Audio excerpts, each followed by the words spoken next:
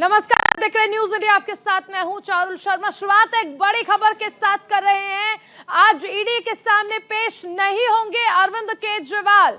इस वक्त की सबसे बड़ी खबर आपको बताई जा रही है। ईडी के सामने आज पेश नहीं होंगे अरविंद केजरीवाल। अरविंद केजरीवाल ने इस समन को बीजेपी की राजनीतिक मंशा बताया और कहा कि ये दरअसल राजनीति से प्रेरित होकर ही भेजा गया है। केजरीवाल आज ईडी के सामने पेश नहीं हो रहे हैं। कथित शराब घोटाले के मामले में ईडी ने केजरीवाल को समन भेजा था।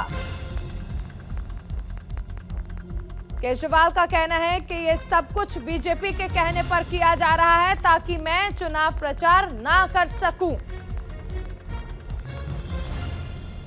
सूत्रों के हवाले से एक बड़ी खबर आपको बताई जा रही है। आज अरविंद केजरीवाल पेश नहीं होंगे ईडी के समक्ष और इसी के साथ ये भी कहा जा रहा है कि बस कुछ ही देर में मध्य प्रदेश के लिए रवाना हो जाएंगे अरविंद केजरीवाल। सिंगरौली में अरविंद केजरीवाल की रैली है, वहां जा रहे हैं अरविंद केजरीवाल। ईडी के सामने पेश नहीं होंगे और विधानसभा चुनाव के लिए प्रचार करेंगे। तो बड़ी खबर आपको बताई जा रही है, अरविंद केजरीवाल ईडी के सामने पेश नहीं होंगे। कथित शराब घोटाले की जांच के लिए ईडी ने अरविंद केजरीवाल को नोटिस भेजा था। इससे पहले पूर्व डिप्टी सीएम मनीष सिसोदिया, आम आदमी पार्टी के राज्यसभा सांसद संजय सिंह, तमाम नेताओं पर जांच की आंच गिर चुकी है। और ऐसे में एक तरफ 5 राज्य में विधानसभा चुनाव और दूसरी तरफ अरविंद केजरीवाल को ईडी का समन। लेकिन ईडी के सामने आज पेश नहीं होंगे केजरीवाल। ईडी के सवालों का जवाब देने के लिए देखिए अरविंद केजरीवाल को बुलाया गया था, लेकिन अरविंद केजरीवाल आज पेश नहीं हो रहे हैं। खबरें ये भी हैं कि अब से बस कुछ ही देर बाद अरविंद केजरीवाल मध्य प्रदेश के सिंगरौली के लिए रवाना हो जाएंगे, क्योंकि वहां पर उनकी एक विशाल रैली है।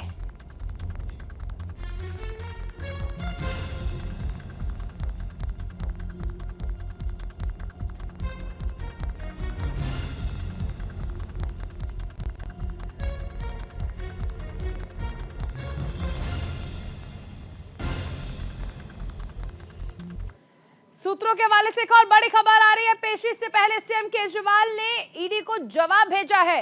नोटिस गैर कानूनी और राजनीति से प्रेरित है। बीजेपी के कहने पर यह नोटिस भेजा गया है। ईडी तुरंत नोटिस वापस ले, चुनाव प्रचार से रोकने के लिए यह नोटिस भेजा गया है। तो यह जवाब दिया गया है अरविंद केजरीवाल की ओर से ईडी को। इस वक्त की बड़ी खबर आपको बताई जा रही है। अरविंद केजरीवाल को ईडी ने जो नोटिस भेजा था उस पर अब अरविंद केजरीवाल ने जवाब दिया और कहा है कि चुनाव प्रचार से रोकने के लिए यह नोटिस भेजा गया है। इस नोटिस को तुरंत ईडी वापस ले। साथ ही यह भी कहा कि देखिए ये जो नोटिस है ये बीजेपी के कहने पर भेजा गया। हमारे साथ सहयोगी नमित त्यागी जुड़े हैं सीएम आवास के बाहर से। नमित, केजरीवाल फिलहाल ईडी के सामने पेश नहीं हो रहे हैं और इसी के साथ खबरें ये भी हैं कि वो मध्य प्रदेश के लिए रवाना हो रहे हैं।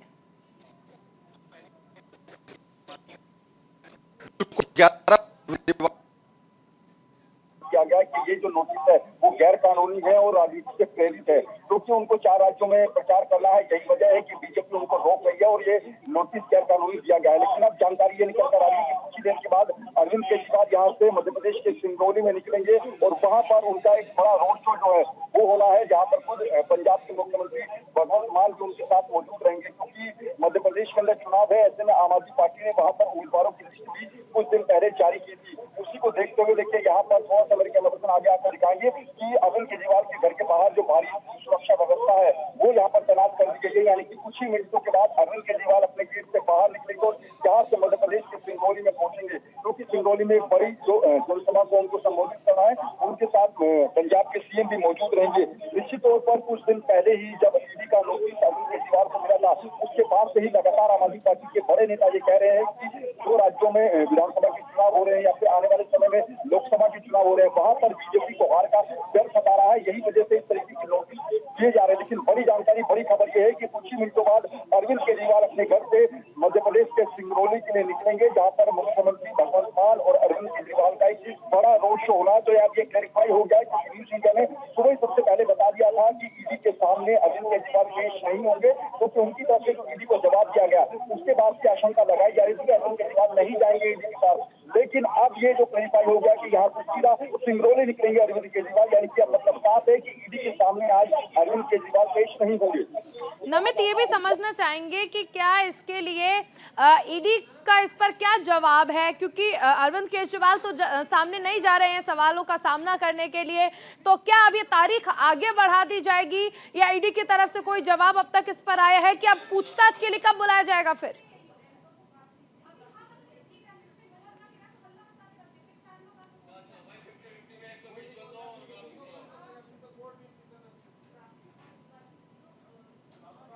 नमित, मुझे सुन पा रहे हैं आप?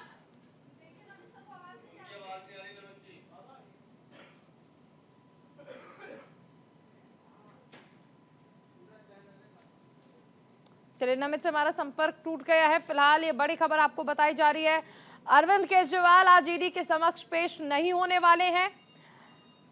हालांकि आम आदमी पार्टी लगातार हमलावर है और ये कह रही है कि बीजेपी के कहने पर ही सब कुछ किया जा रहा है। विधानसभा चुनाव सर पर है और ऐसे में इस वक्त यानी टाइमिंग आप देखिए कि एक तरफ तारीखों का ऐलान हो चुका है, पार्टियां प्रचार कर रही हैं, दूसरी तरफ आप संयोजक अरविंद केजरीवाल को ईडी का नोटिस आता है और पूछताछ के लिए बुलाया जाता है।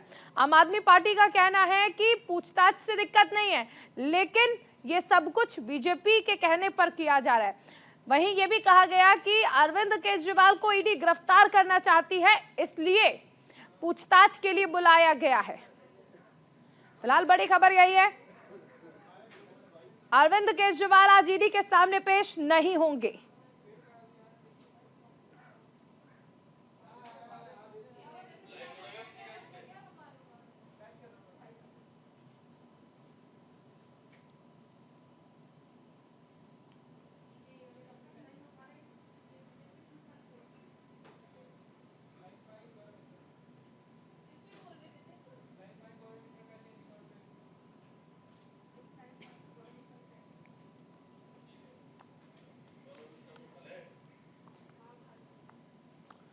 तो इस वक्त की बड़ी खबर, आबकारी घोटाले के मामले में पूछताछ के लिए अरविंद केजरीवाल को बुलाया गया था, लेकिन अब केजरीवाल ईडी के समक्ष पेश नहीं हो रहे हैं।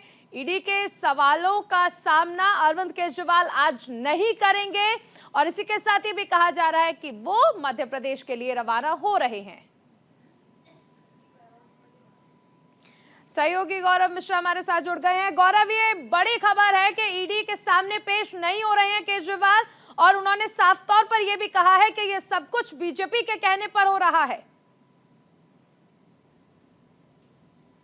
बिल्कुल, देखिए ये बड़ी खबर है और अरविंद केजरीवाल की अगर हम बात करें तो उन्होंने तमाम जो कानूनी मशवरा है वो अपने वकीलों से लिया है और उसके बाद उन्होंने एक जो ईमेल है वो ईडी को किया है और उन्होंने साफ तौर पे इस बात की जानकारी दी है कि फिलहाल उनके पहले से जो तय और प्रस्तावित कार्यक्रम थे, क्योंकि आज मध्य प्रदेश की अगर हम बात करें तो केजरीवाल का एक रोड शो का कार्यक्रम है, वो उसमें शामिल होंगे और जो पंजाब के मुख्यमंत्री हैं भगवंत मान, वो भी यहाँ पर पहुँचेंगे और दोनों एक साथ निकलेंगे। इस वक्त मैं अरविंद केजरीवाल के आवास के बाहर मौजूद हूँ और अगर इस पूरे हिस्से की मैं बात करूं तो दोनों ही हिस्सों के तरफ मीडिया का पूरा जमावड़ा है। इसके अलावा भारी संख्या में जो फोर्सेस की डिप्लॉयमेंट है वो की गई है और अरविंद केजरीवाल की अगर मैं बात करूं तो अरविंद केजरीवाल यहां से तकरीबन जब निकलेंगे तो सीधे वो एयरपोर्ट के लिए जाएंगे और फिलहाल अगर ईडी की बात करें तो जिस तरीके से ये पूरा मामला था, ऐसा माना जा रहा था कि आज सुबह 11 बजे ईडी दफ्तर अरविंद केजरीवाल जाएंगे, लेकिन उन्होंने अपनी मंशा स्पष्ट कर कर दिया है और जो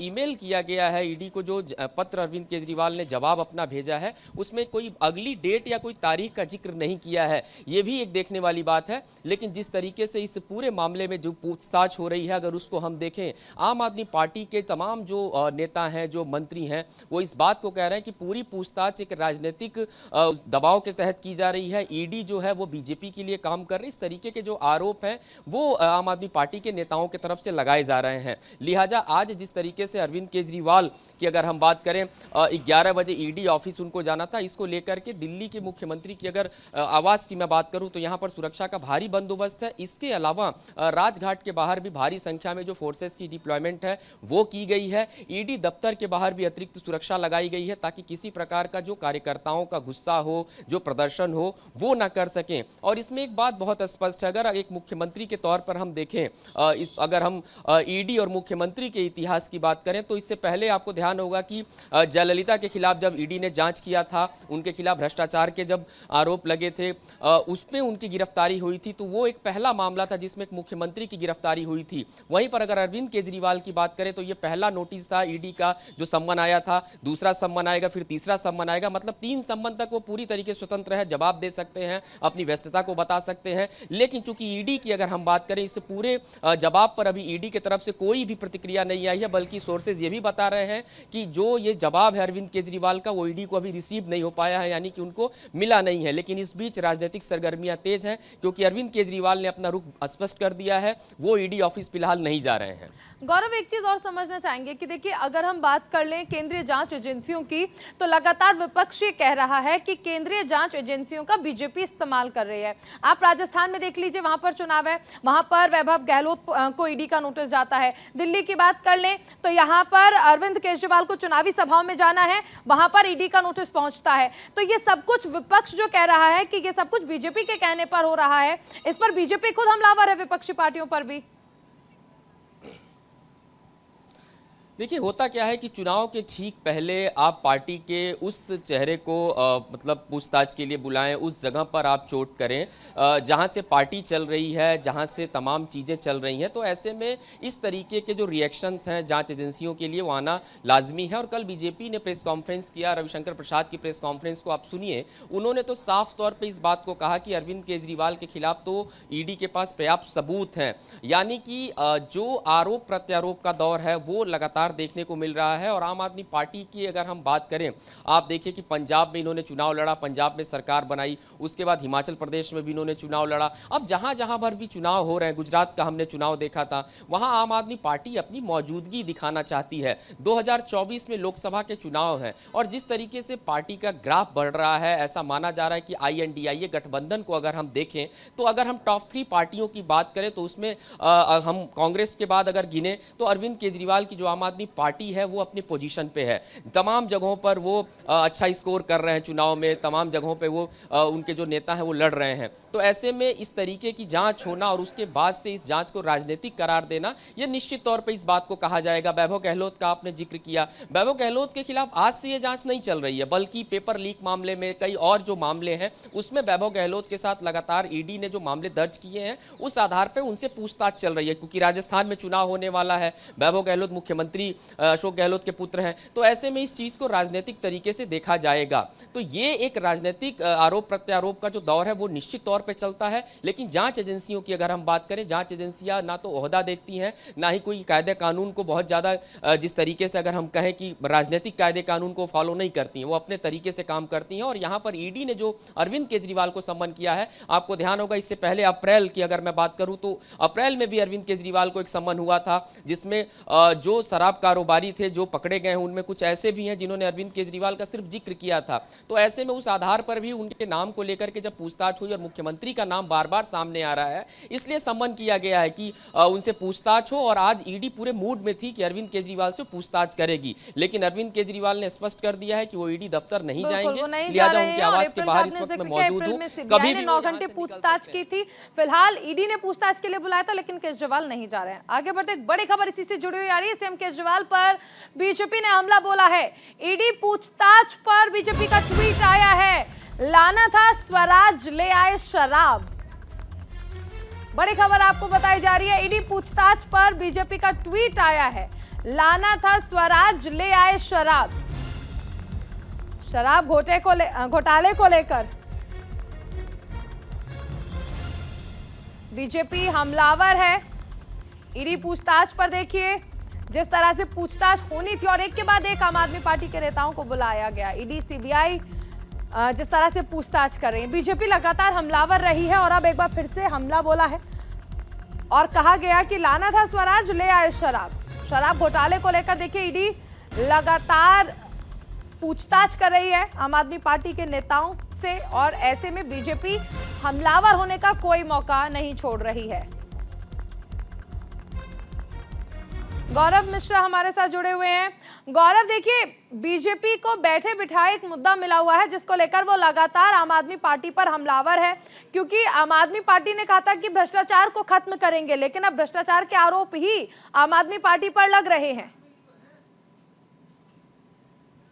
बिल्कुल, देखिए जिस तरीके से अगर हम बात करें अरविंद केजरीवाल की, आज उनको ईडी दफ्तर जाना था। फिलहाल वो ईडी दफ्तर नहीं जा रहे हैं। उन्होंने पत्र लिख करके इस बात की जानकारी ईडी ऑफिस को दे दी। लेकिन यहाँ पर आप एक चीज़ और देखिए कि एक के बाद एक जिस तरीके से आम आदमी पार्टी के तमाम जो बड़े नेता हैं वो जेल यात्रा पर हैं। संजय सिंह की हम बात करें तो संजय सिंह आम आदमी पार्टी के वो नेता थे जो कि संगठन में उस भूमिका में थे कि किसी भी राज्य में चुनाव होता था तो उनकी जो भूमिका होती थी बहुत अहम हो जाती थी, रणनीति बनाते थे। संजय सिंह जेल चले गए। इसके बाद आप देखिए मनीष सिसोदिया की बात करें, उप मुख्यमंत्री के पद पर थे, शिक्षा मंत्रालय उनके पास था और उस क्षेत्र में उन्होंने बहुत ज़्यादा काम भी करके दिखाया, वो जेल में है। सत्येंद्र जैन की बात करें, वो जेल में है। तो ये कहीं ना कहीं भारतीय जनता पार्टी की अगर हम बात करें तो बैठे बैठा एक बड़ा मुद्दा भारतीय जनता पार्टी के हाथ में आया है और इसीलिए लगातार बीजेपी हमलावर है और इस बात को कह रही है कि जितने भी आम आदमी पार्टी के नेता हैं वो एक के बाद एक जेल यात्रा पर जा रहे हैं, तमाम भ्रष्टाचार के आरोपों में लिप्त हैं। और ये वही पार्टी है जो ये कह करके आई थी कि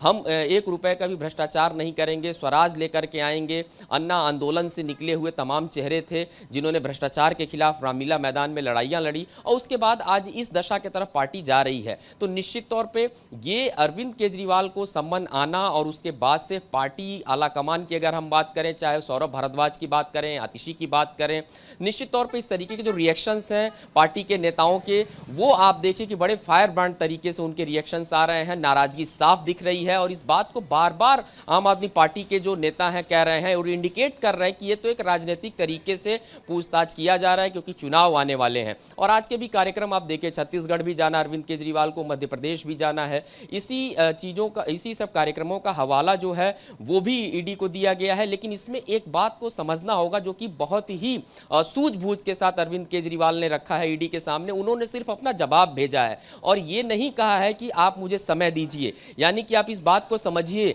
कि किसी भी प्रकार से अरविंद केजरीवाल ईडी के झांसे में नहीं आना चाहते हैं और अब पूरी तरीके से गेज जो है वो ईडी के पाले में है और ईडी को ये अब तय करना पड़ेगा कि अगली जो तारीख होगी या फिर अरविंद केजरीवाल से पूछताछ के लिए कब का वो समय लेंगे, ये अब उनके जो अधिकारी हैं वो तय करेंगे। क्योंकि पूछताछ जो होनी है मुख्यमंत्री अरविंद केजरीवाल से होनी है, तो ऐसे में तमाम जो पचोपेश है, खास करके राजनीति के साम दाम दंड भेद, उसको अपनाने की जो कोशिशें हैं जरूर की जाएंगी। लेकिन पार्टी के कार्यकर्ताओं की बात करें, राजघाट पर कुछ अनशन पर बैठने की भी खबरें आ रही हैं क्योंकि वहां पर भी जाने का कार्यक्रम अरविंद केजरीवाल का तय था कि अगर वो ईडी दफ्तर जाएंगे या फिर अपने घर से निकलते हैं चुनाव प्रचार के लिए भी, तो हो सकता है कि वो राजघाट के तरफ जाएं। इसलिए राजघाट के तरफ भी भारी संख्या में पुलिस बल की जो डिप्लॉयमेंट है वो की गई है और तस्वीरें लगातार आप देख रही होंगी कि चप्पे चप्पे पर दिल्ली पुलिस के जो जवान हैं, इसके अलावा जो तमाम जो टीमें हैं सुरक्षा में वो लगाई गई हैं ताकि किसी प्रकार से कार्यकर्ता जो है किया गया था कि अगर केजरीवाल ईडी ऑफिस जाते हैं तो किस तरह से सुरक्षा